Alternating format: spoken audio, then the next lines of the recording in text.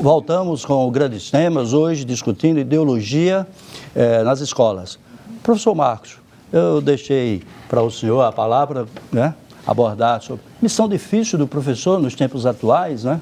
Exatamente. Eu fico feliz de receber essa pergunta, porque eu levaria ao deputado, cuja atividade eu respeito, a talvez se preocupar com coisas muito mais importantes do que com as exceções.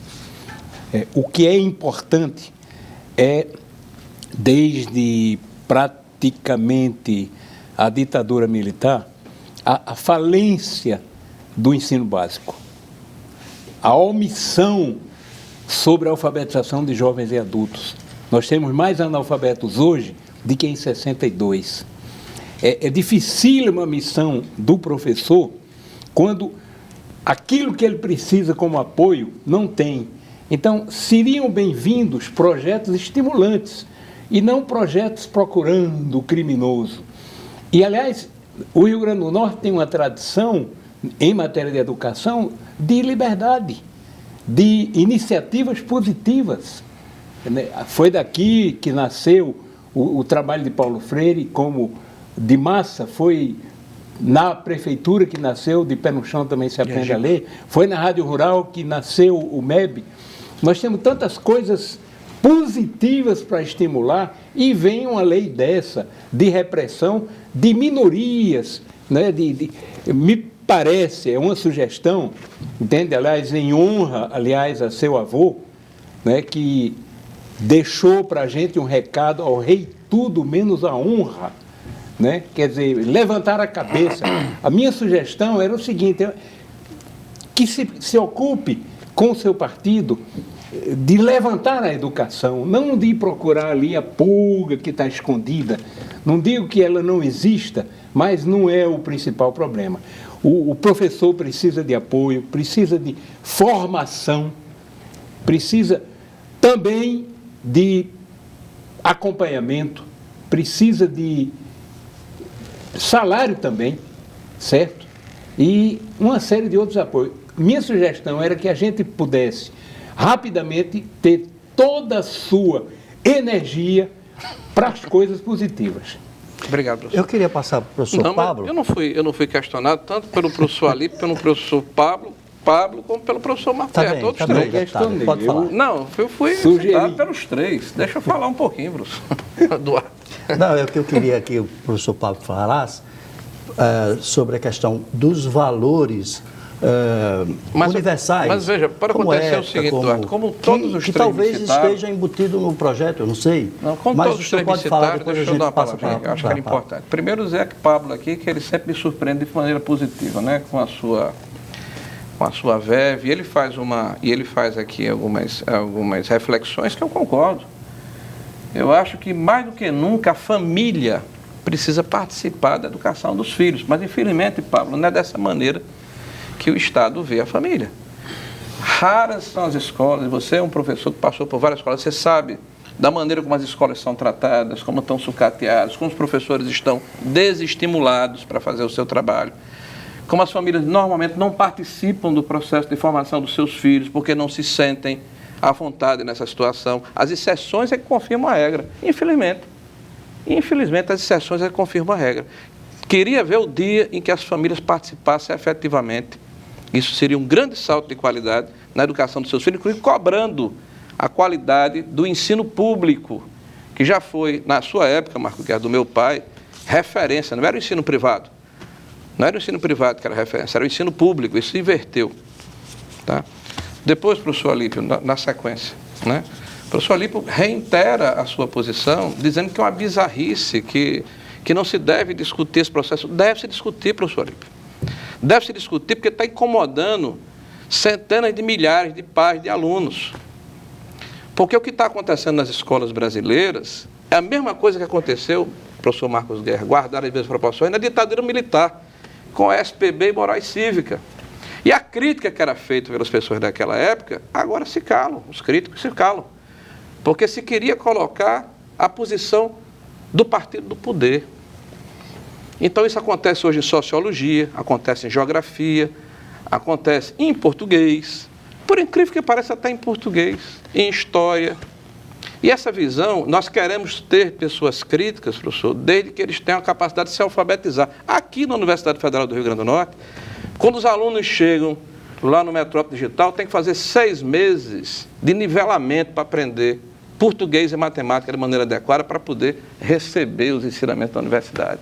Isso é o retrato da nossa escola. E aí, professor Marco Guerra, você tem toda a razão. São os seus futuros a projetos. Nossa escola pública está sucateada. Enquanto não cresceu o nível da qualidade da educação, porque não se preocupou em se formar de maneira adequada os professores alfabetizadores. O professor sai da universidade sabendo quem é Marx, quem é Engels, quem é Paulo Freire, mas não sabe metodologia de ensino. Aliás, é tão politizado o processo da educação aqui no nosso país, professor, que majoritariamente se trabalha aqui o método construtivista, que só acontece no Brasil, no México e na Argentina. No mundo inteiro é o fônico, era o silábico anteriormente. Eu fui alfabetizado no silábico, não fui no de Paulo Freire. Vovô viu a uva, uma cartilha, e eu aprendi a ler de maneira adequada e na idade certa. Eu aprendi a tabuada com um tamanho em cima da mesa, da minha mãe. 2 × 2, 4, 2 × 3, 6 bolos para aprender quantos números eram. Então, hoje, o que é que está acontecendo no Brasil? Nós temos uma enorme quantidade de alunos na escola sem aprender. Que criança ou personagem crítico é esse? Vai ser crítico de quê? Essa criança ou esse jovem está fadado a um subemprego, a ser um subcidadão, e a grande maioria da população do Brasil. Professor, quando você fala que eu tenho que me preocupar, não com as exceções, porque as leis que punem são para as exceções, mas para a regra, eu fui o responsável e relator da retirada da DRU da educação. Eu fui responsável pelo novo FIES. Eu tenho um projeto que não foi aprovado, que o PT não deixou, que espero que na próxima reunião, onde eu falo sobre a qualidade da educação. Tem um relatório de 70 páginas sobre isso, eu estudei a respeito. E tem uma série de propostas, inclusive uma lei que faz um censo dos professores, porque os professores não querem ser avaliados, a corporação não permite a avaliação do professor. Mas não é avaliar para punir, não, professor. Não é avaliar para botar o professor para fora, não. É para ver qual é a fragilidade dele, qual é a deficiência que ele, porventura, tem, para reciclá-lo dessa forma. Quanto é desperdiçado no Brasil aqui de recursos? O orçamento do MEC chega a quase 90 bilhões de reais, não é pouco dinheiro. Nós aprovamos no PNE 10% para a educação. Não existe um país do mundo, do primeiro mundo, que tem 10% para a educação. Então a questão não é dinheiro, não é salário, não é recurso. É falta de aplicação de forma adequada. E o que é pior, viu, Pablo? O que é pior? As exceções nas escolas que dão certo é gestão. E a gestão, majoritariamente, inclusive aqui em Natal, são das escolas que têm um viés militar. Onde tem gestão, onde tem disciplina, onde tem foco, tem resultado. Se o aluno respeitar o professor na sala de aula, não ficar com bagunça, com confusão, se ele tiver educado dentro de casa, pelo pai, pela mãe, por valores éticos, para entender que o professor tem uma responsabilidade de transmitir o conhecimento, que ele não está ali para jogar a cadeira em cima do quadro, tá? Então esse aluno vai ter uma possibilidade muito maior de aprender. A disciplina, a gestão, o respeito, são valores que a gente está perdendo. Isso tem a ver com família participando do processo de educação. Eu queria questionar Pablo. Pablo, há uma certa preocupação do deputado, muita preocupação do deputado com as deficiências do ensino. Né? Com as deficiências do ensino. Não está havendo uma formação adequada do aluno. Chega a certos níveis sem saber coisas dos níveis anteriores. E tem também elementos universais, que era isso que eu queria abordar com você, que a filosofia, que é a sua área, ela prega, defende, como honestidade, ética, etc. Como a gente fazer um rebuscamento, não queria dizer conservador, mas de conhecimento, de coisas mais sólidas, para fazer com que esse ensino, através da sua didática, seja mais eficiente, que aluno não jogue cadeira no quadro e também não bata em professores, como a gente tem visto hoje no nosso país. Isso tem ocorrido de maneira muito frequente. Olha, eu acho primeiro que, assim, eu não acredito muito nessa questão de universalização de valores, né? Eu acho que os valores são históricos. né? Cada período histórico constrói seus valores. Então, se nós temos hoje determinados valores, isso vem de uma tradição histórica, de uma tradição cultural, né? Como até o deputado citou, né? A questão do cristianismo, de uma série de questões que configuraram essa circunstância que nós estamos, né? Em relação a essa questão, eu queria até, completando um pouco e discordando mais uma vez aqui em relação a essa questão do militarismo, por exemplo. Quer dizer, não é verdade que só as escolas que têm disciplina militar têm melhores desempenhos, né? Você tem muitas escolas que não têm digamos assim, uma percepção pedagógica militarista ou disciplinadora nesse sentido, que tem bons resultados. As escolas só, viu, Pablo? Sim. Eu disse que as escolas... eu disse que as escolas que têm CGM têm uma boa, que só as escolas. Então, isso é importante. Isso significa dizer que isso não é razão necessária para... Disciplina. Que a disciplina não é razão necessária para a melhoria da qualidade na escola. Ela pode contribuir em certas circunstâncias, mas ela não é necessária para isso, né? Isso é importante pontuar. Em relação a um outro detalhe importante que eu penso, também voltando para essa questão dos valores, eu sinto que existe um pouco de dificuldade de se compreender isso, e aí eu entendo, digamos assim, os conservadores, apesar de não ser um conservador, mas eu tento entender o pensamento conservador, e eu vejo que existe uma náusea conservadora em relação a essa questão, que tem a ver com o fato de que muitos desses valores que são desconstruídos na sociedade, eles não são produtos de uma intervenção racional do Estado, né? Muitas vezes eles são produto da própria evolução do mercado e da economia. Então, assim, isso gera um gap muito angustiante, porque se você parar para pensar, quais foram as 3 instâncias básicas da sociedade que foram desconstruídas nos últimos 40 anos? A família, a fábrica e a escola. Desconstruídas por quê? Porque você tem uma modificação no sistema de produção. Hoje em dia, o que é que você procura de um profissional? Você procura um profissional resiliente, um profissional flexível, um profissional que não tenha carreira, que seja capaz de transitar em vários níveis, em vários códigos, um profissional que resolva soluções diversas, que não seja um especialista. O mercado demanda esse tipo de flexibilidade. Isso vai afetar a escola. Mas vai afetar a escola, vai afetar a família. Me permita, com esse mesmo raciocínio, não foram só transformações no mercado, transformações sociais e culturais também importantes. Eu quero aqui voltar ao tema da ideologia propriamente, vinculando o assunto de gênero e família. Nós não tivemos as transformações apenas no nível econômico, nós tivemos profundas transformações no plano da cultura, no plano do simbólico. A família, que tanto se fala no pensamento conservador, ela não é única, ela não é a mesma, ela se transformou. E a escola, ela não pode deixar de falar dessa família. A família gay, a família monoparental. Nós não podemos privar nossas crianças, adolescentes e jovens na escola básica de tratar disso. E o pior, os conservadores do país começaram a chamar de ideologia de gênero esse debate. Um uso ideológico do termo ideologia para chamar de ideologia o que é o seu contrário. Na verdade, é bem curioso, para mim, como cientista social, escutar hoje no debate político brasileiro e público a ideia de que a escola está invadida da ideologia por uma pretensa ação de um partido político no Estado. Falso. A ideologia sempre esteve na escola. Como pensamento conservador, dominante, pensamento da ordem, mantendo instituições de dominação, práticas de sujeição. O que nós temos hoje é uma tentativa de levar à problematização crítica da ideologia. A propósito de gênero e de família, é um absurdo que nós tenhamos um país que assassine transexuais, homossexuais, lésbicas, em função unicamente de suas escolhas, de suas preferências sexuais e suas práticas de gênero, em nome de uma pretensa moral que seria, por ela mesma, tomada como única, natural, eterna, insubstituível, isto que é próprio das operações ideológicas. Na escola, nós não estamos levando ideologia de gênero, essa que foi uma outra invenção dos pensadores conservadores. Na escola, o que nós estamos fazendo é levar os estudos antropológicos, sociológicos, históricos e filosóficos a propósito do que é o ser humano. E o que dizemos para as crianças e para os adolescentes não é que eles se tornem gays, que é legal ser gay. Ora, isso é uma tolice. Mais um delírio dos conservadores. Nós estamos dizendo que, assim como o ser humano é uma construção de si próprio, uma construção cultural, uma construção social, uma construção histórica, Isso que nós chamamos do gênero e da sexualidade também o são. E veja que isso não é doutrina de marxista ou de esquerda. O primeiro pensador a elaborar a tese segundo a qual sexualidade e gênero são construções, são escolhas libidinais tão plurais e tão diversas quanto são as pessoas, foi Freud.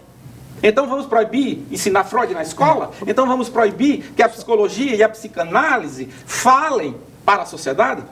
Então, na verdade, deputado, essa ideia de um assédio ideológico que está tentando destruir a família brasileira, isso é discurso de conservador. Nós não estamos querendo destruir família, nós não estamos querendo fazer nada disso, nós estamos querendo simplesmente fazer que, na sociedade brasileira, o menino, a menina, jovem, gay, lésbica e trans possam ir à escola e, pelo contrário, não sofra o bullying, não sofra o assédio, que é uma profunda violência sobre eles. O que nós queremos com estudos sobre gênero e sexualidade na escola não é implantar a ideologia de gênero, é produzir na sociedade brasileira a paridade participativa de todos, a isonomia de direitos, o reconhecimento, a produção de amor, de estima social, de estima moral, que todos têm direito. Você não pode manter uma sociedade homofóbica, você não pode manter uma sociedade racista, uma sociedade classista, elitista, que é o que a gente tem. Menino preto, pobre, gay, lésbica na escola, sai da escola pelo tipo de sofrimento lá dos assédios e do bullying que sofre. Nós estamos querendo remover isso da sociedade brasileira, para promover um princípio que não é marxista nem socialista, é puramente liberal. A paridade participativa de todos na interação social. O que é esquisito é que os conservadores brasileiros, aliás, as elites políticas e econômicas brasileiras, são tão conservadoras que aquilo que é a institucionalização dos princípios liberais, essas elites tomam como uma revolução insuportável. Esse país é mesmo bem estranho. Não temos revolução nenhuma acontecendo no país. Nós estamos simplesmente tentando construir, e aliás, essa é a visão que eu tenho a propósito dos esforços dos governos, que começa com Fernando Henrique Cardoso e passa por Lula e Dilma, não é? A despeito de minhas críticas a esses últimos governos, na verdade o que nós estamos tentando fazer no Brasil é fazer que esse país se civilize, tenha políticas civilizatórias, se torne moderno, se torne liberal. E aí os conservadores tomam o liberalismo, que nem que se instituiu ainda no país, como uma revolução insuportável. Professor, eu posso? Paremos de ser cúmplices dos assassinatos simbólicos e físicos das pessoas que estão marginalizadas por valorações culturais depreciativas da homossexualidade, da negritude. Entendeu?